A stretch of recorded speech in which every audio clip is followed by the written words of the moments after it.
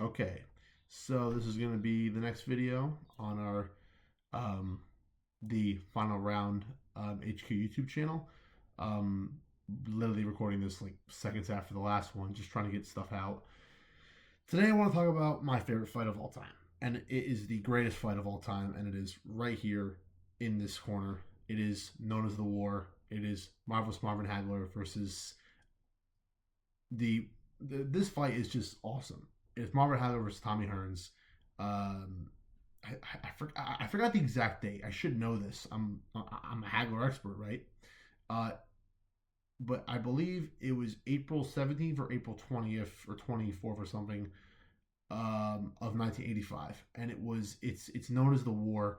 The first round was absolutely crazy, and um, I do think someday I'm gonna go into a whole video about this fight and the impacts of it. But I just want to bring it up because I think it says a lot about why. Oh, there we go. I don't know why that was out of the wrong place. Really wanted to just mention the fight to kind of go over why I'm a fight fan.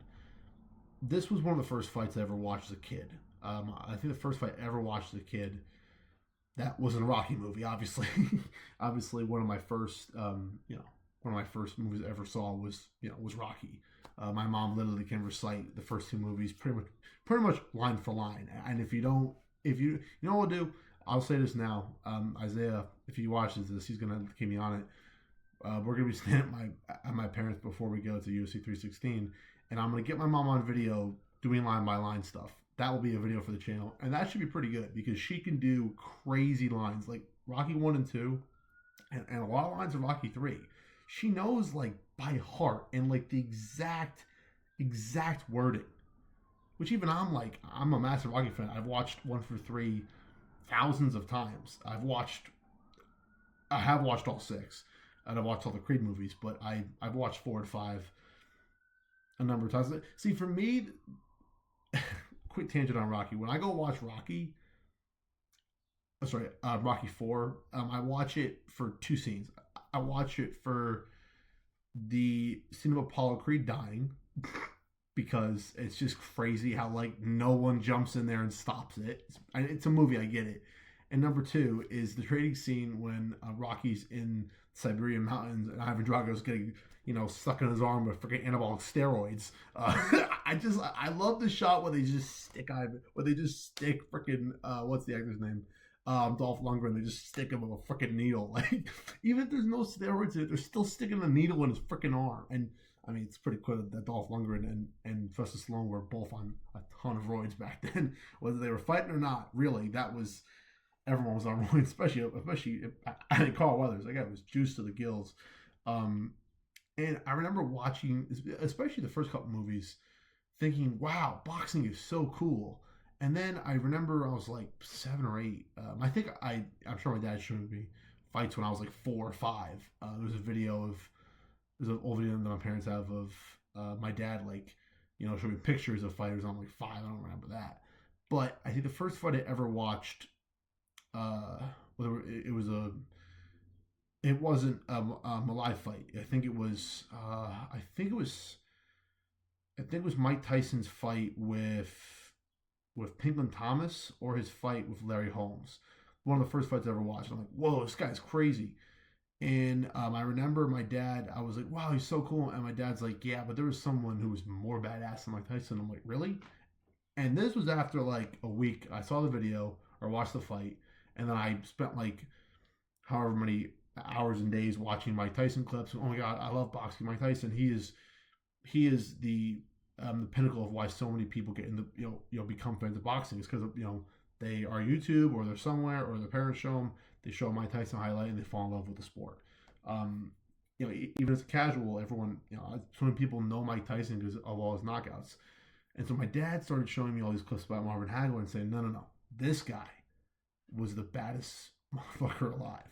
And I watched all. There's I think my uncle has old footage. Like so, going off of one thing of Hagler here, his first like 30 something fights were all really hard to find footage of.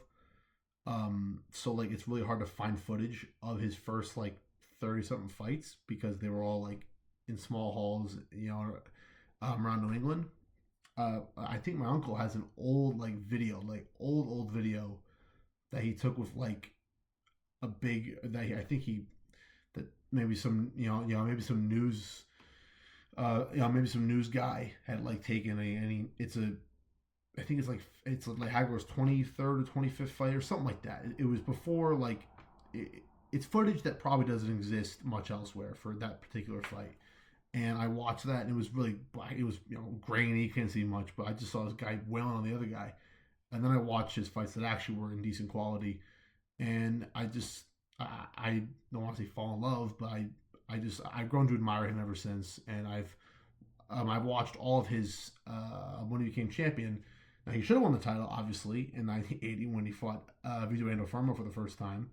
Vito Andofermo was, I believe, the undisputed champion when he fought him, because I don't think the WBC and WBA had their like separate belts until I think Hagler was already champion, but he fought, and crazy obviously about Hagler. Everyone who knows Hagler knows that he was shunned from the title for so many years, and he had to get Senator Tim Kennedy to or sorry, not Tim Kennedy, Senator Ted Kennedy to to to petition the Senate and start making inquiries, and then he finally got a title shot.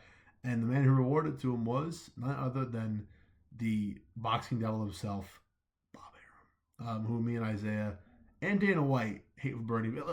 Every time I see Dana White talk crap about Bob Arum, it makes me feel good in my heart. I'm like, man, someone else hates this guy as much as me. So he was given a title shot against Vito Andofermo. He fought well. It's boxing, so it was declared a draw. If you watch back the fight, clearly it was a close fight. He didn't knock him down or anything, but he definitely dominated the fight. It was a draw, obviously. He had a couple more fights. He avenged one of his losses to Bobby Watts, who was one of the two guys to defeat him before his title reign, and he avenged both his losses that he had.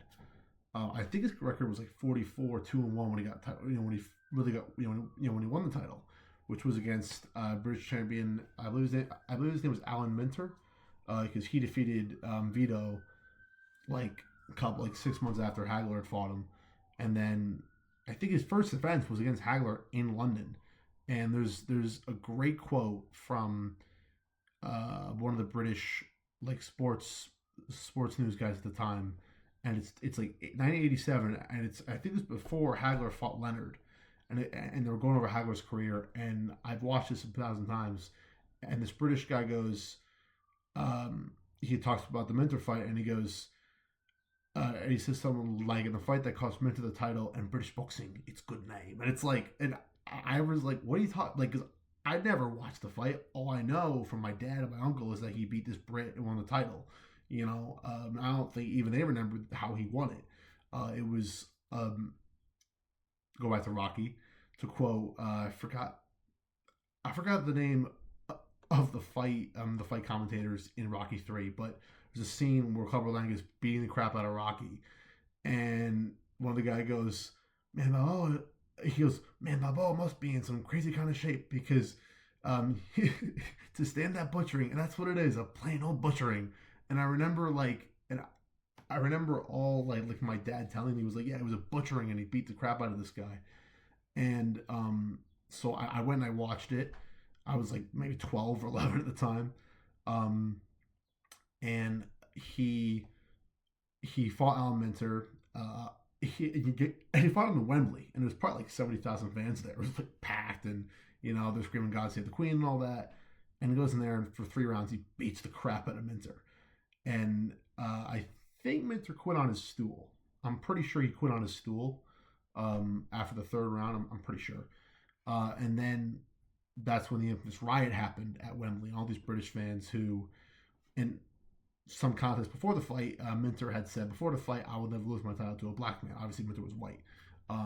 And all these British fans, and in my own headcanon, I like to think all these British fans were the fathers of the guys that went to go support Ricky Hatton when he fought Floyd Mayweather in Vegas in like 2008 or something like that, 2007. Because it was like that, all those crazy nutjob British guys. And what's going on? Wind. And yeah, so basically all this stuff gets thrown in, and I don't think he's the only boxer to ever have this happen, but definitely of the great legends, he's one of the only great legends to never actually receive his world title in the ring because the freaking got bottles of glass thrown all over him, and so he basically had to get escorted out before they got hurt or something crazy, and but he was never bitter at the fans. He was more like whatever, it sucks, but I'm sure he was mad at the time, but yeah, and that's when his title reign began. I don't remember. I will go over his full career. I do want to do a full in depth, a full in depth like long video about Hagler's whole career from what I know from my dad and uncle, because I have not like much insider information, but some information about his earlier fights before they were really broadcast wide, and there's actually good quality. I know some of the stuff from people from New England about his earlier fights. That most of them were not setups, but some were the way that it wasn't the same way that Rocky fought. That Mickey tells Rocky in Rocky 3. They weren't setups, but they were they weren't fixed. But it was it was the opposite. They were fixed against Hagler, and he still won all these fights. And so his career took off after the Minter win. I forgot the number of defenses. I'll do a whole video, as I said, about his whole career and all that. One thing that I will be doing on this channel myself or with Isaiah, a bunch of fighter profiles, because there's some fighters for MMA, boxing, kickboxing, who really deserve their own videos about their whole careers and all their fights and their personalities and their history. That I'm sure some channels have done them. I'm sure there's channels but I want to give like a full videos to all these fighters and talk about their careers super in depth. So for Hagler, he went on, had all his defenses. He had won, as Joe Rogan says, on one bullshit knockdown against Juan Roldan. It was a crap knockdown. His glove hit the canvas, slipped pretty much, called a knockdown, whatever. I think his first major like big name defense was when he fought Roberto Duran. I think in '83 or '84, or maybe early part of '85, and it was obviously the first of the four kings. Well, it was the first of the four kings that Hagler fought. Obviously, I think at this point, Sugar Ray and Duran had they had their first two fights. Sugar Ray had fought in Tommy Hearns already, so they had and then I think following this fight between Hagler and Duran would fight. He would fight Hearns soon after that. I think at like 140, 154. Which it makes me. I'll never understand how Tommy Hearns ever made 147. I'll never understand. I'll never get that. It makes no sense at all. He must have killed himself. But yeah. So when Hagler fought Duran, it was a great 50-round fight. He won by decision. It was pretty close. And then you get this fight, the War. And this fight was, it's a signature win for Hagler. For me, his most important win, in my opinion, was when he beat John Mugabe, because that was the fight that if he had stopped and didn't fight Sugar Ray Leonard after that, he would have been, he is, in my mind, he's still deified, but he would have been much more deified than he is now if he had ended on Mugabe. Beat Mugabe, who run for everyone in the division, and he had beaten all the guys that Hagler had beaten. It wasn't that he got scraps, but he also fought Mugabe fought a lot of other guys who were coming up, beat the crap out of them. Him and Hagler are the reason why the division wasn't good until probably the mid '90s. Because all the guys who were supposed to be good, got beat by Mugabe and Hagler, so there was no one else to make the division good once, of course, was I believe in 1988 when Hagler officially retired. And But this fight was, I mean, it's the best fight of all time. And there's been some close ones in MMA. One fight that I will definitely be making a video about is Robbie Lawler. I think in 2014, 2015, when he fought Murray McDonald for the second time. That is that in my opinion, and Isaiah agrees, is the greatest, not just UFC fight, but the greatest MMA fight of all time. There's a couple fights in Pride that are pretty close. There's some absolute wars in Pride that were close, but that fight is probably the best mixed martial arts of the unified rules sort of fight. With the UFC, Pride, Bellator, Strikeforce, whatever. That it's the best. But the greatest overall fight of all time, every sport, is this fight right here. Is Hagler Hearns the war? And of course, it was that crazy first round. And then, round two, Tommy started boxing because I'm going to get killed by this guy. And, he was hitting Hagler and he cut him open, but didn't do anything. And there's a great moment on the broadcast of Al Michaels when it's right after Hagler knocks him out in the third round. And he goes, Hagler, stop in the third round. And he goes, and it's Hagler full of blood. And because his face is covered with that cut he had.